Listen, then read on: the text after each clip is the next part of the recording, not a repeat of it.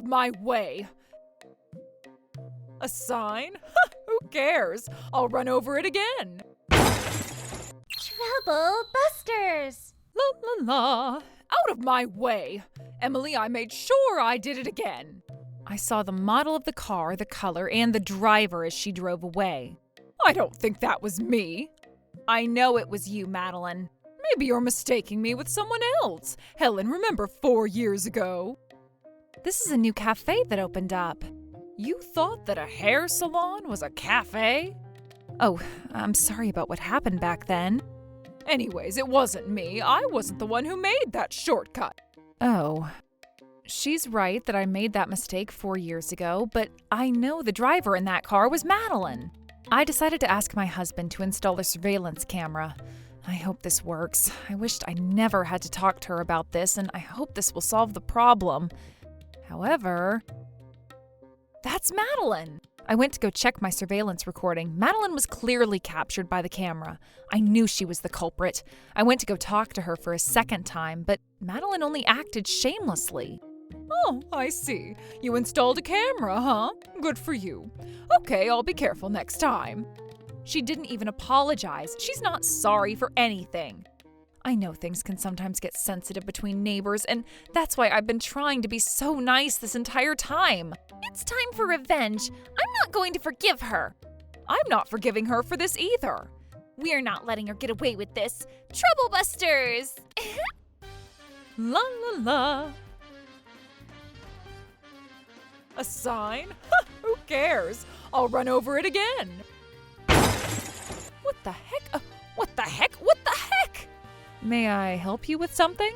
Help me? Oh, what the heck have you done, huh? Oh my God, what happened? What happened is what you caused. I installed some metal bars to make sure no one was trespassing. Why did you crash into it?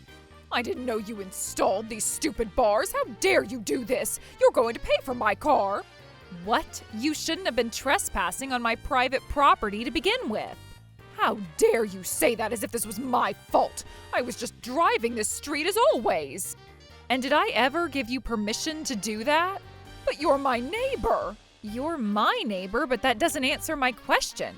You're not supposed to be passing my driveway. It's private property. Oh yeah? Since when is that law effective? When? Oh, I don't know. All I know is that it is the law. If trespassing wasn't against the law, anyone gets to enter anyone else's private property all the time. Yeah, move forward. Never take a detour no matter what obstacle is in front of you. Keep moving straight forward. You should only say that if you know for sure. If you don't have your facts straight, it's the equivalent to a fantasy. A fantasy? Why don't I turn it into a reality for you then? And that's another fantasy right there. Ellen, why don't you might as well become a novelist? Stop changing the subject. Oh, who cares about a snowman or two? I know your daughter cheated during the snowman championship to win first place. I'm sure it's easy for her to make one. She never cheated to win that contest. My daughter Emily didn't win the first place, and that only means that your daughter cheated. Anyways, you're paying to replace my car, and I might as well make you and your daughter apologize for cheating during that contest. You're kidding me. Besides, if you refuse, I'm going to call the cops on you. Do it if that's what you want, and I'm going to make you pay for the 12-pound bluefin tuna that you ruined. What? Why would you have a bluefin tuna inside a snowman? I believe Helen did that. Besides, you shouldn't have entered a private property to begin with. Forget it, this conversation isn't getting anywhere. Right back at you. This is not good. You've trespassed. You ignored the sign. You ruined the snowman and the bluefin tuna. Madeline, you're at fault here. What? Who do you think you are to say that? I think I'm the police and I'm just doing my job. And you're the one who called the police. This isn't fair. You were hiding a metal bar behind a snowman. I don't know anything about that. I believe Helen did that. Your daughter is crazy. I don't know how you raised your child. You don't get to say that. You've been trespassing. I recommend settling this among yourselves. Give me a break. Why would I do that? Hurry up and arrest her. That's not happening. Besides, if I'm going to arrest one of you, it's going to be you, Madeline. and you're paying $35K for my bluefin tuna. What? $35K? Who in the world places that much value on an animal that only knows how to swim in the ocean and nothing else? Bluefin tuna is about $3,000 per pound. It's an expensive fish. I'm going to make sure you pay for it. If you're going to talk about an expensive fish, let me tell you that my car is expensive. You're going to pay $50K for my car. No, I'm not. You're the one who will be paying. Officer, we'll take care of this matter on our own. Thank you so much for coming by. Now, if you're not willing to do as I say, I'm going to file a lawsuit. Are you sure? You're not going to win this case. If we take this to the court, you're going to be talking about it, and everyone will know what you've done. Right back at you. You better be ready for this. Madeline was not willing to compromise. She wasn't bluffing either, and she really filed a lawsuit, and I'm ready to do this. Miss Madeline has entered a private property that she was permitted access to while a metal bar was hidden inside the snow. She ended up crashing into the bar, causing total damage to her vehicle. The fact that the bar was hiding inside the snow shows that the defendant had harming intentions. And we ask for $50,000 to compensate for the damage to the vehicle, along with an apology. Are you sure that Ms. Madeline had permission to enter private property? Ms. Ellen had a signage that warned others not to enter her private property. Do you have anything to say about this? I believe that sign was for people other than me. Wouldn't you think that Ms. Ellen would have informed you if she was willing to give you an exception to allow trespassing? The defendant failed to do so, which caused this problem. She is not obligated to do so. If there had been a verbal agreement is something that would only cause a he said, she said situation, while it doesn't prove or justify anything, so let's not forget about that. The fact that the plaintiff ended up with the damages on her vehicle was due to the fact that she chose to disregard the signage that the defendant had placed to warn others not to enter the private property. Therefore, Ms. Ellen is not at fault for the damages. But it would be a different story if there are untrue facts on your side. And there are none. Ms. Ellen had been trying to resolve the issue between herself and the plaintiff. She initially tried to settle this with a discussion to kindly warn her not to enter her private property, while the plaintiff refused to cooperate, which ultimately led her to place the signage. That's not true! The two of them are not strangers. They each have a daughter, and their daughters are classmates. I wonder if someone who makes a signage to warn others not to enter her private property would be willing to let others enter the property. Maybe the defendant made a verbal agreement without thinking of it much. What? I never gave her permission. Yes, you did. No, I did not. You did. I did not. Stop it, both of you. There are way too many assumptions, and it is challenging to determine facts. If the prosecutor is unable to provide evidence that there had been a verbal agreement to permit entrance to private property, we shall determine that the accident was caused by trespassing, as the plaintiff had ignored the placed signage and the defendant had no responsibilities for the damages caused on the vehicle. Your Honor, it is impossible to provide evidence for a verbal agreement that never took place. And we are about to... When we take a look at the petition, the contents are corrupt. It's almost as if a gang is trying to mug some cash off of a civilian on the street. What did you just say? And I find it the plaintiff's responsibility to provide evidence that such verbal agreement had taken place. And we were just about to do that! There is no way that any of those will be concrete evidence. The only way you could prove that the verbal agreement had taken place is to provide evidence based on when, where, and how the verbal agreement took place. But we don't have an audio recording or any type of record for that matter. And that's why we're trying to find the truth by confirming all facts. There is no such thing! And I say this because we may provide evidence that the plaintiff had entered the defendant's private property with bad intentions. Here! Oh God, I knew you were going to play that video. The plaintiff had repeatedly committed trespass on the property, despite the fact that there had been a sign. And we've been saying that this was because the plaintiff was permitted to enter the property. That's such a terrible argument. Help me! What the heck have you done, huh? What? You shouldn't have been trespassing in my private property to begin with. How dare you say that as if this was my fault? I was just driving this street as always. And did I ever give you permission to do that? But you're my neighbor. Oh my God, were you recording me? No matter how many times we listen to this, it's not going to sound like you had permission to enter the property. Oh God, what's going on? Huh?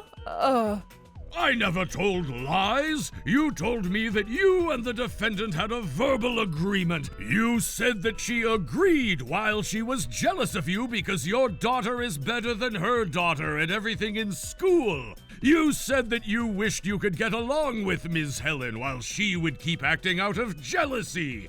You even cried as you told me. But you were lying, weren't you? That's not exactly true. Then do you have anything to say about this? Oh, shut up. Are you going to blame me that you're about to lose this case? I mean, there's clearly no way to win this case when they provide evidence like that.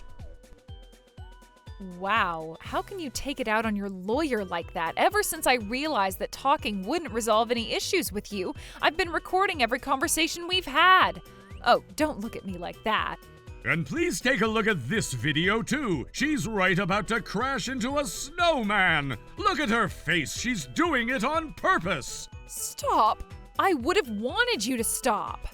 Based on the visual and audio recording that we have, it is evident that Ms. Ellen never gave such verbal agreement, while the plaintiff had intentionally crashed into the snowman.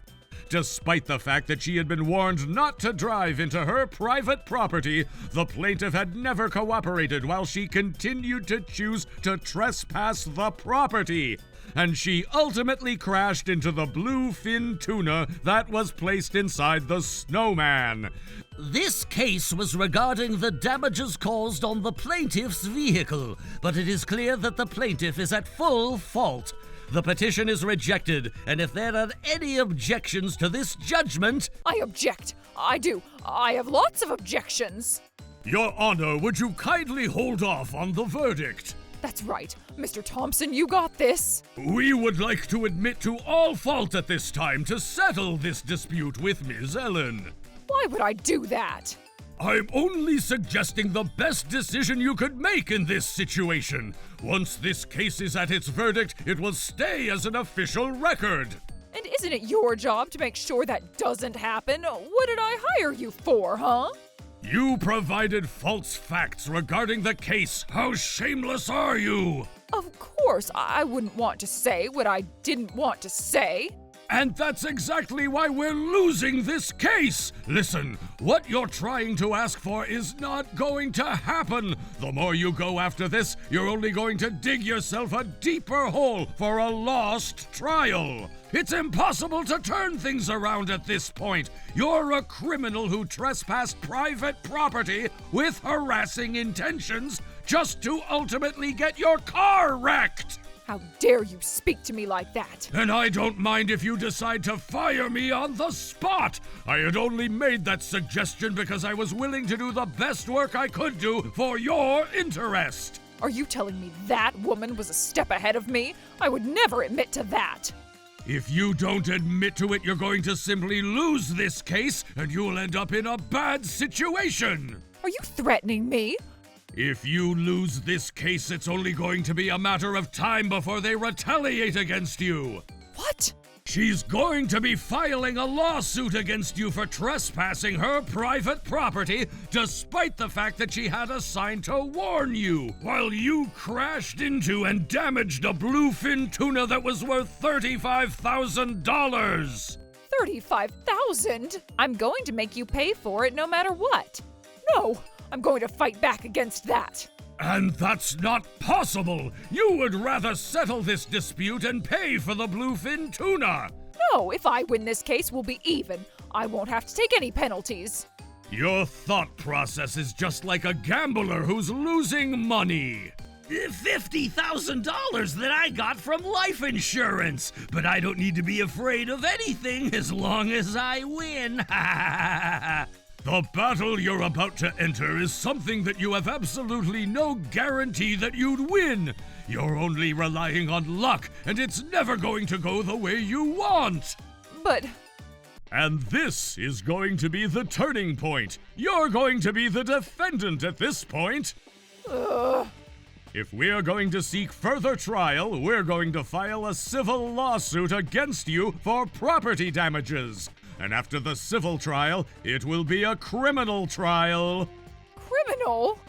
A criminal trial will not only cost you, but it's going to be even further against your interest.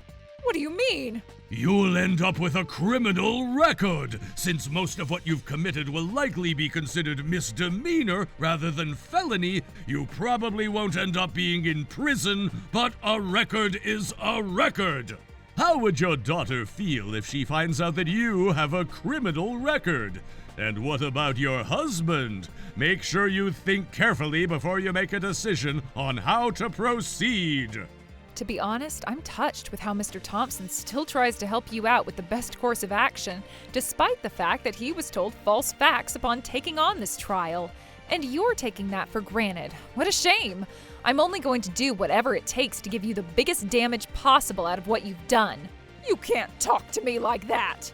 Okay, I guess this is over. Indeed, it's over. If you aren't willing to take any of my advice, that is completely fine. The verdict will be what it is, and there is nothing I could do at this point. Huh, you're such a useless lawyer. Don't ever show me your face again. As you wish. So now I would like to state the verdict. Of course, Madeline lost this trial, despite the fact that she no longer has a lawyer to help her out. I would like to appeal. Madeline still hasn't given up, but the judge rejected her appeal. Her attacks were finally over, and what the heck? Now it was our turn. She was asked to compensate for the damages she caused by trespassing and crashing into my bluefin tuna. The defendant is found liable to pay $35,000 to the plaintiff. Oh my God! And we won the case, while we were still on a strong momentum. Oh my God, now the criminal trial. Ellen filed a police report. We moved on to the criminal trial, and of course the judge decided The defendant is sentenced to 1 year of imprisonment with 3 years of parole. oh no! And that's how Madeline ended up with a $35,000 debt along with a criminal record. And then we found her. I'm sorry. I'm so sorry. I'm willing to pay for the tuna, but would you please help me out so I won't end up with a criminal record? It's too late. The court already reached the verdict. Oh, I should have listened to Mr. Thompson. It was completely too late. All she had was to go downhill with her life, and she had no choice. As we all know what was about to happen, Madeline's husband and daughter were quite furious to find out about this. I can't believe you let this happen without telling me any of this. I'm breaking up with you. How dare you crash Helen's snowman? I don't want to see you ever again. But, let me explain. We're breaking up. Go away. No, but I only wanted to do it for you, Emily. The revenge mission that Madeline was on to crash Helen's snowman had ultimately shattered everything she had in life. What goes around comes around. Madeline had no choice but to go back to live with her parents with a $35,000 debt, a criminal record, divorce status, and disowned by her daughter. I heard that her parents are not taking it well, and they're keeping a close eye on her to make sure she pays back for the debt and to atone her sins. Oh, I don't even know how many years I'll be spending to pay back this money.